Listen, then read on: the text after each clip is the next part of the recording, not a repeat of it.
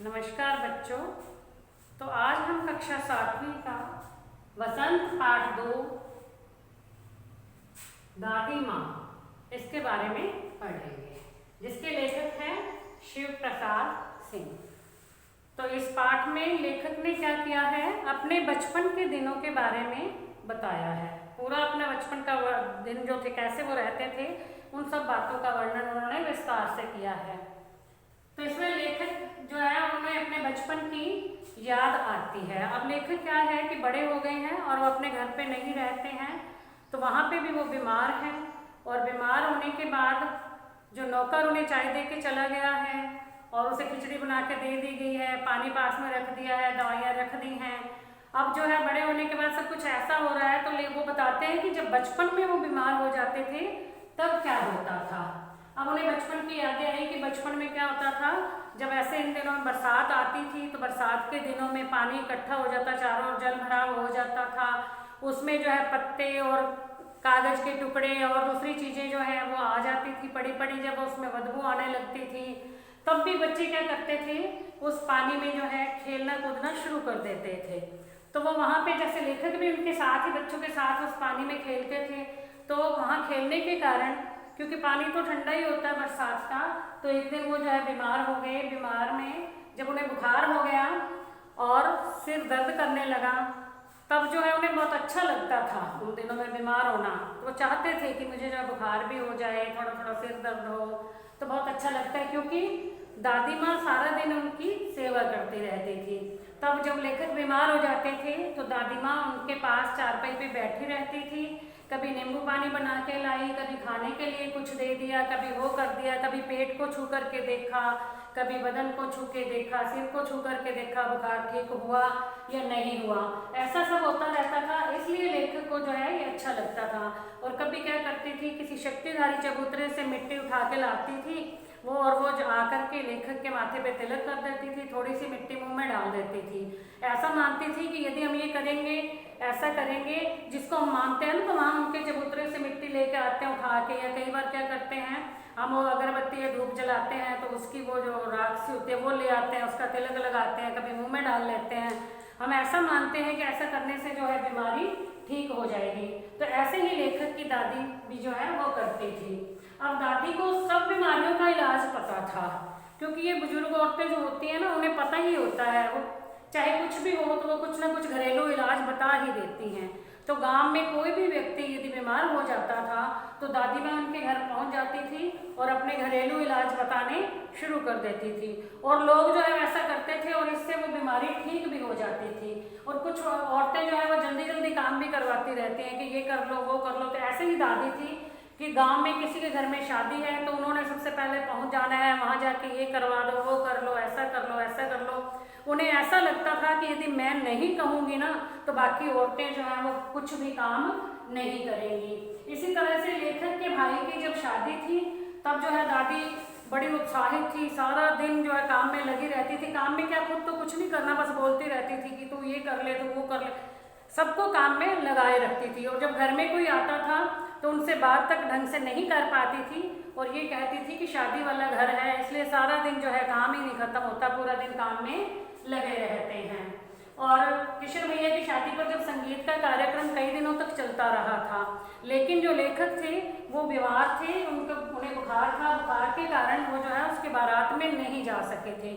और एक लेखक के मामा का बेटा वो भी जो है बाद में आया था, तो इसलिए वो भी बारात में नहीं जा सका। ये दोनों घर पे थे, लेकिन बारात जाने के बाद भी औरतें जो हैं वो अपना संगीत का कार्यक्रम जारी रखती हैं और उसमें जो है अभिनय वगैरह भी करते रहती हैं। कभी कभी तो ऐसे ऐसे अभिनय करती हैं कि जो उसमें फिर ये होता है कि लड़के या पुरुष जो है यहाँ पे ना ही बैठे तो ठीक है।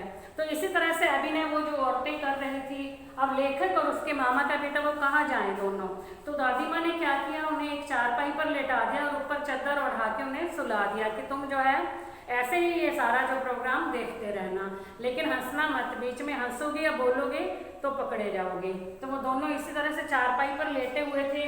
तो लेखक की भाभी ने कुछ ऐसा अभिनय किया जिससे उन्हें हंसी आ गई। उनके हंसने पर जो है उन स्त्रियों को पता चल गया कि यहाँ पे कौन लेटा हुआ है। अभी दादी माँ तो कह रही थी यहाँ पे बच्चे लेटे हुए हैं, तो उन्होंने चादर खींच के देखा, तब दादी माँ से पूछा कि देखिए ये कौन से बच्चे लेटा रखे हैं आपने। तो दादी माँ जो उन पे नाराज हो गई, उन्होंने कहा कि तुम्हें तो ये अच्छे नहीं लगते हैं, ऐसे कर देती हो, क्या हो गया यदि पास में लेटे हुए थे तो इन्हें ऐसे ही पड़े रहने दो। लेकिन ऐसा नहीं हुआ था। और एक दादी माँ जो बड़े परोपकारी स्वभाव की थी, किसी को पैसों की जरूरत होती थी तो वो पैसे दे देती थी, कभी कभी ब्याज पे भी देती थी और कई बार वैसे भी किसी की सहायता कर देती थी। इसी तरह से एक रामनी चाची की जो थी बहन थी धन्नो, उसको जो पैसे की जरूरत थी तो उन्होंने पैसे ले लिए।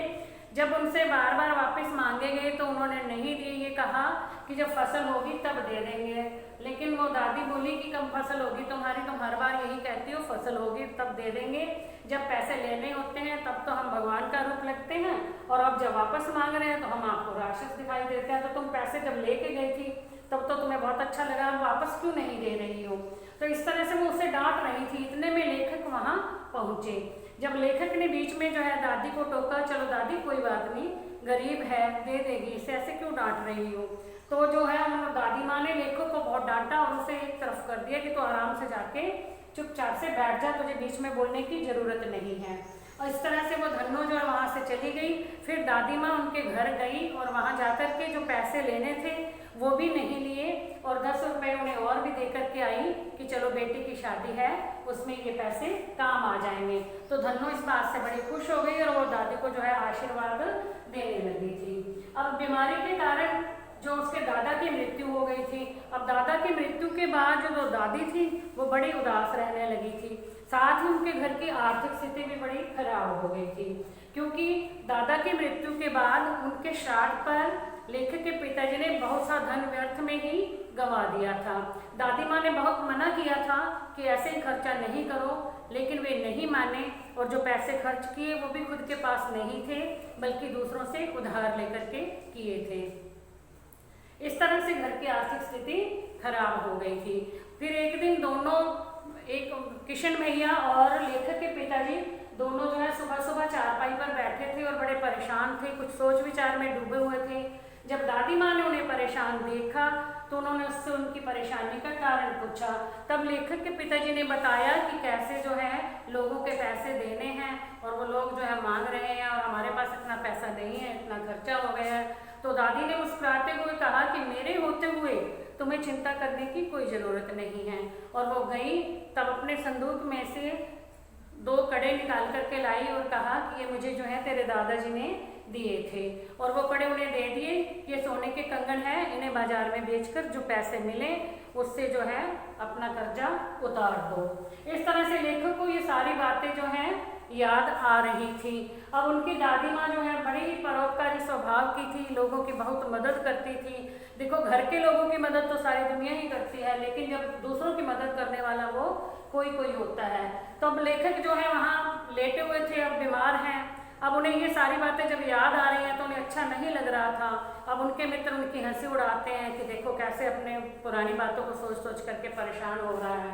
तो लेखक कहते हैं कि मुझे अभी तक ये विश्वास भी नहीं हो रहा था कि मेरी दादी माँ जो इस दुनिया में नहीं रही है। जब ये पता उनके पास गया तो इससे वो परेशान हो गए थे और वो विश्वास नहीं कर पा रहे थे। क्यों विश्वास नहीं कर पा रहे थे?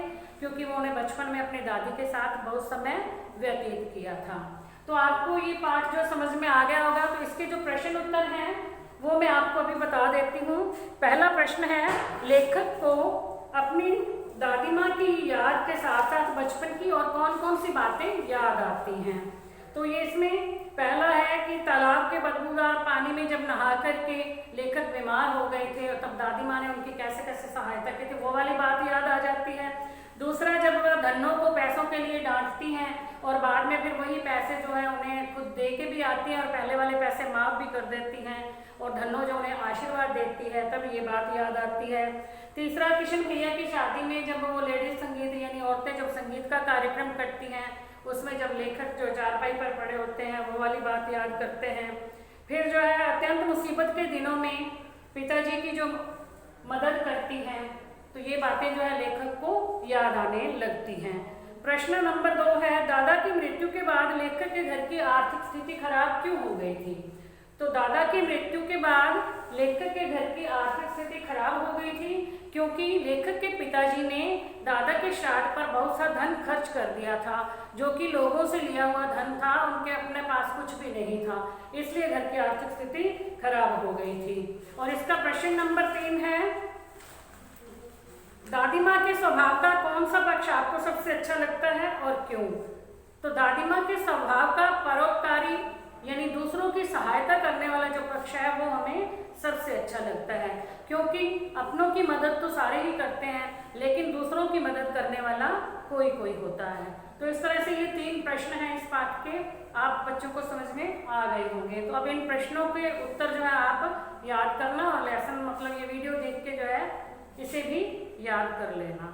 धन्यवाद।